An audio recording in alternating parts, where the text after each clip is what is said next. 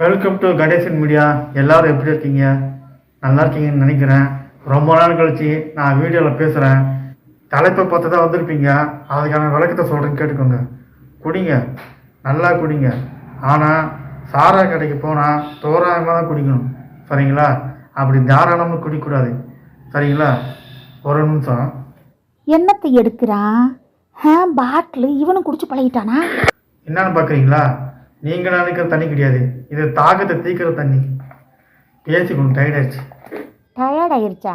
மைக்கு பிடிச்சி மடன்னு மேடையில் நின்று பேசுன மாதிரி பேசுகிறேன் பாரு. இந்த தண்ணியை நீங்கள் தாராளமாக குடிக்கலாம்.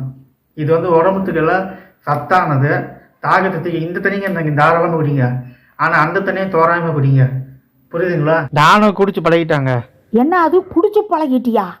காலையில் 5 மணிக்கு குடிப்பேன், 11 மணிக்கு குடிப்பேன், சாயங்காலம் 4 மணிக்கு குடிப்பேன், நைட்டு தூங்கும்போது குடிப்பேன். என்னடா சொல்ற?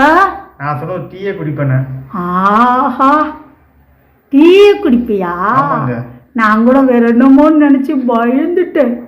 அந்த அளவுக்கு எனக்கு எங்க அம்மா அப்பா வளர்க்கலங்க. சரிங்க, ரொம்ப சந்தோஷம்ங்க.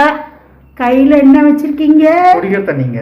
ரொம்ப சந்தோஷம். இந்த வீடியோ பார்த்துட்டு அட கடவுளே, நம்ம அதிகமாக குடிச்சு பழகிட்டோமே, இப்படியே கொஞ்சம் கொஞ்சமாக தோராயமாக குடிப்போம், சாராயமாக குடிச்சு உடம்ப கெடுக்கக்கூடாது அப்படின்னு நினைப்பாங்கன்னு நான் நினைக்கிறேன். நீ என்ன நினைக்கிற? நான் என்ன நினைக்கிறது, குடிக்கிறவங்க தான் நினைக்கணும். இப்போ குடிக்கிறது நல்லதா கெட்டதா? குடிக்கிறத தோராயமாக தான் குடிக்கணும். குடிக்க சொல்றியா? இல்ல, உடம்பு வலிக்கு குடிக்கலாம். அதையே நீங்க தொழிலா மாற்றக்கூடாதுன்றேன். நான் பேசுனதுல ஏதாவது தவறா இருந்தா நல்லதை மட்டும் எடுத்துக்கிட்டு கெட்டதில் இந்த காதில் வாங்கி இந்த காதில் விட்டுருங்க, சரிங்களா?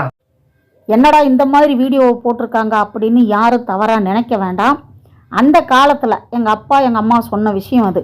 அதாவது நிறைய கஷ்டப்பட்டு வேலை செய்கிறவங்க, உடம்பு வலிக்கிறது, அதாவது மூட்டை தூக்குறவங்க, அதாவது உடம்பு வலிக்க கஷ்டப்பட்டு வேலை செய்கிறவங்க அந்த உடம்பு வலியோட தூங்க முடியாது, மறுநாள் எந்திரிச்சு வேலைக்கு போக முடியாது, குடும்பம் நடத்த முடியாது. அதாவது அன்றாட வருமானம் கெட்டு போகும். அதனால மருந்து மாதிரி இதை எடுத்துக்கிட்டாங்க, அதாவது குடிப்பழக்கத்தை. ஒரு உதாரணத்துக்கு சொல்கிறேன், பாம்பு விஷத்தை கூட ஏதோ மருந்துக்கு பயன்படுத்துகிறாங்க அப்படின்னு சொல்கிறாங்க. அது உண்மையாக பொய்யான்னு எனக்கு தெரியாது. மருந்துக்கு பயன்படுத்துகிறாங்க அப்படின்னு விஷத்தை குடிப்போமா? அது மாதிரி குடிப்பழக்கத்தையும் ஒரு மருந்து மாதிரி எடுத்துக்கிட்டு உடம்பு வலிக்கு குடிச்சிட்டு தூங்கி எந்திரிச்சு மறுநாள் வேலைக்கு போகணும், அதுக்காக குடிச்சிட்டு அந்த காலத்தில் காலம் தள்ளினாங்க. இன்றைக்கி பார்த்தீங்கன்னா சின்ன பிள்ளையிலேருந்து பெரியவங்க வரைக்கும் சில பேர் குடித்து குட்டியை சவராக போய் உடம்பு கட்டு குடும்பம் கட்டு சீரழிஞ்சு போயிட்டுருக்காங்க. பார்க்க ரொம்ப கஷ்டமாக இருக்குது. அதுக்காகத்தான் இந்த வீடியோ. யாரும் தவறாக நினைக்காதீங்க.